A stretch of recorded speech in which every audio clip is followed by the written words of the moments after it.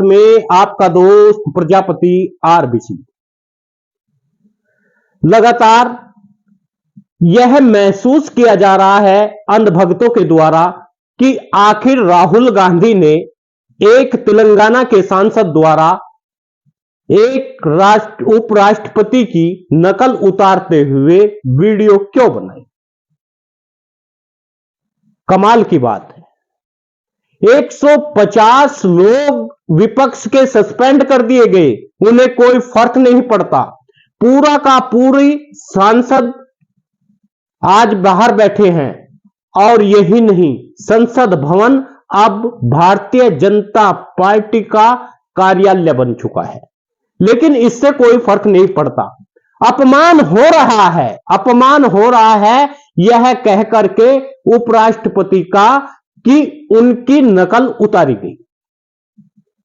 उस समय अपमान नहीं होता है जब हनुमान जी को क्रेन से लटकाया जाता है और माला सीधे के सीधे मध्य प्रदेश के मोहन यादव पहनते हैं।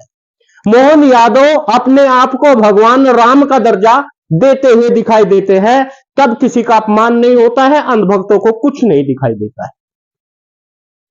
इस देश में साइकोलॉजिकल इफेक्ट इस तरह का ओबीसी वर्ग पर डाला जा रहा है, उन्हें न अपने हक और हिस्सों का पता है और न ही उन्हें पता है आखिर हमारी भागीदारी क्या है। उन्हें धक्के मारकर बाहर निकाला जा रहा है और यहां तक कि न उनके डीएम बनाए जाते, न एसडीएम बनाए जाते, न तहसीलदार बनाए जाते और न ही उन्हें देश के उन चीफ सेक्रेटरियों में यानी प्रमुख सचिवों में जगह है, न ही उनके जज है और न ही उनका कोई प्रतिनिधित्व करने वाला।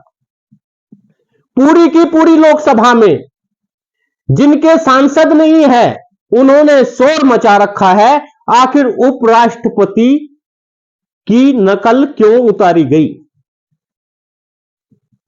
क्या आपको समझ नहीं आती, एक पार्टी इस देश में ऐसी भी है जो वर्षों से इस देश पर राज कर रही थी, क्या उन्होंने कभी विपक्ष के लोगों को बाहर निकाला क्या? अभी तक प्रधानमंत्री नरेंद्र मोदी कह रहे थे कि भारत सब देशों का बाप है जो लोकतंत्र चलाते हैं, यानी हम लोकतंत्र को ओढ़ते हैं, लोकतंत्र को पहनते हैं और लोकतंत्र को हम लेकर चलते हैं। जो संविधान की किताब पर कसम खाते हैं हाथ रख करके, आज वो ही संविधान की धज्जियां उड़ा रहे हैं। यह बात अंधभक्तों को समझ नहीं आती है। लगातार वे एक के बाद एक इस तरह की तस्वीरें, फोटो और वीडियो भेजते रहते हैं, लेकिन क्या उनकी समझ में यह नहीं आ रहा है कि हनुमान जी को लटकाकर क्रेन से आप माला डाल रहे हैं, आप जुमलेबाजी कर रहे हैं, लगातार एक के बाद एक जुमला छोड़ रहे हैं। आखिर राजस्थान में 450 रुपए का सिलेंडर कहा गया था, क्या राजस्थान में 450 रुपए का सिलेंडर मिला क्या? जो लोग इन आवाज को उठा रहे हैं, क्या वे दावे से कह सकते हैं कि मध्य प्रदेश में आपको भागीदारी मिली क्या? आपका मंत्री बना क्या? कहने को तो सब हिंदुत्व है, सब हिंदू है, लेकिन क्या हिंदू नाम पर ओबीसी को वास्तव में भागीदारी मिली क्या? ओबीसी के उन वर्गों को राजस्थान में या फिर मध्य प्रदेश में या फिर छत्तीसगढ़ में क्या मंत्री बनाया गया क्या? शायद नहीं। उनकी तो यह भी बात में समझ में नहीं आती, मध्य प्रदेश में एक प्रजापति के जूते निकलवाकर चलवाया जाता है घर के सामने, और न शिवराज सरकार बोली थी और न केंद्र में बैठे हुए प्रधानमंत्री नरेंद्र मोदी, लेकिन वे अपने आप को इतना बड़ा हिंदुत्ववादी समझ बैठे हैं। उनकी समझ में यह तक नहीं आता कि आखिर हम कौन से पायदान पर खड़े हैं। क्या भारतीय जनता पार्टी ने इन लोगों को खरीद लिया, मजदूरी पर लगा रखा है क्या? जो इन्हें इतनी सी बात समझ में नहीं आती कि आखिर तुम्हारे समाज का एक तरफ शोषण हो रहा है, दूसरी तरफ आप ही हो कि अपने समाज के लोगों का शोषण करा रहे हो। केवल आपको पद चाहिए, आपको प्रतिष्ठा चाहिए, आपको धन चाहिए, लेकिन इस समाज की दुर्दशा से किसी को लेना देना ही नहीं है। इससे ज्यादा शर्म की बात और कुछ हो नहीं सकती। ईवीएम से लगातार घोटाले होते रहे, ईवीएम कब्रिस्तानों में मिलती रही, ईवीएम लगातार पकड़ी जाती रही, लेकिन इस पर कोई भी कुछ बोलने को आज तक तैयार नहीं है। प्रधानमंत्री नरेंद्र मोदी ने 2 शब्द तक नहीं बोले, आखिर हमने क्यों सस्पेंड किया? 150 सांसदों को यानी पूरी की पूरी विपक्ष को आपने खाली करके बाहर बैठा दिया और वे अब प्रदर्शन कर रहे हैं। और आप कह रहे हैं कि आप उपराष्ट्रपति की नकल उतार रहे हैं। आपको उपराष्ट्रपति की नकल उतारने से दिक्कत है, लेकिन आपको दिक्कत नहीं है कि हिंदू भगवान, हिंदू देवता को पहले क्रेन से लटकाया जाता है और फिर वह गले में माला मुख्यमंत्री के गले में डालता है। यह किसी को दिक्कत नहीं है। आज क्या हम लोगों की आंखों पर इस कदर कट्टरवाद की पट्टी बंध गई है कि हम सब कुछ सोचने को तैयार नहीं है? हम अपने समाज के, अपने परिवार के, अपने भाइयों के बारे में कुछ सोचने को तैयार नहीं है।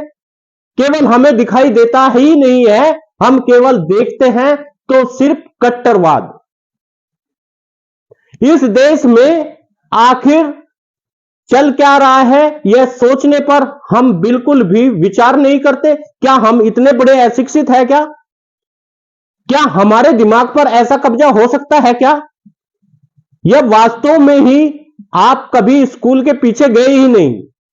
यह तो आप अपनी सभाओं से भी सोच सकते हैं, जहां पर लोकतंत्र में विपक्ष नहीं होगा, एक तरफा कानून बनेगा, और जहां तुम्हारे समाज के लोग नहीं बैठेंगे तो आपकी आवाज कौन उठाएगा?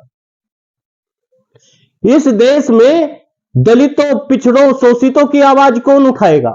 विपक्ष ही जरूरी होता है और विपक्ष को बरकरार रहना चाहिए। और जब तक विपक्ष नहीं रहता है तब तक लोकतंत्र के मायने कुछ नहीं होता है। प्रधानमंत्री नरेंद्र मोदी भी इस पर कई कई बार बयान दे चुके हैं, लेकिन यह तमाम बातें वे लोग जानते हैं कि भारत में ज्यादातर लोग अशिक्षित हैं।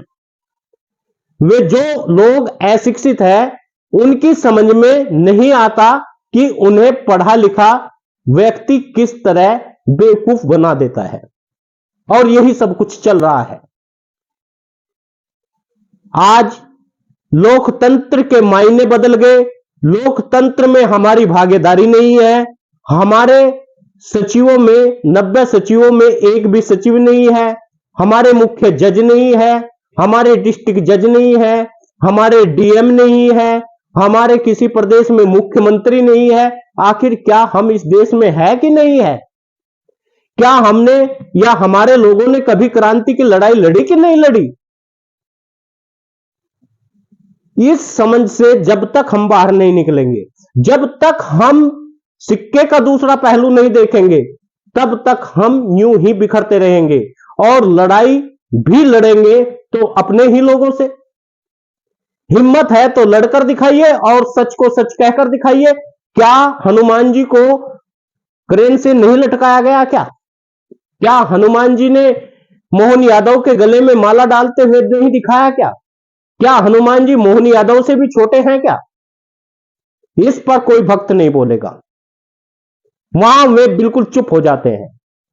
उन्हें दिखाई देता है तो केवल एक सांसद जो कि उपराष्ट्रपति की नकल दिखा रहा है।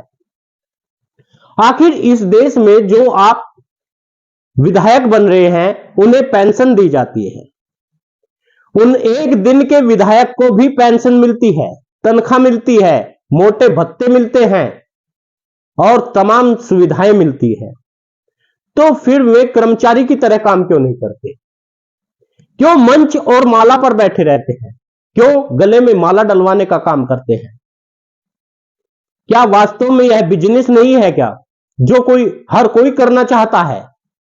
साथियों, आपसे निवेदन है, सच्चाई का साथ दीजिए, सच्चाई को परखने की कोशिश करिए। जो लोग आपको बहकाने की कोशिश कर रहे हैं, वास्तव में वे चाह रहे हैं कि उनको लगातार कहीं ना कहीं अपने अस्तित्व को खड़ा करके इस समाज को बेचकर आगे बढ़ जाए।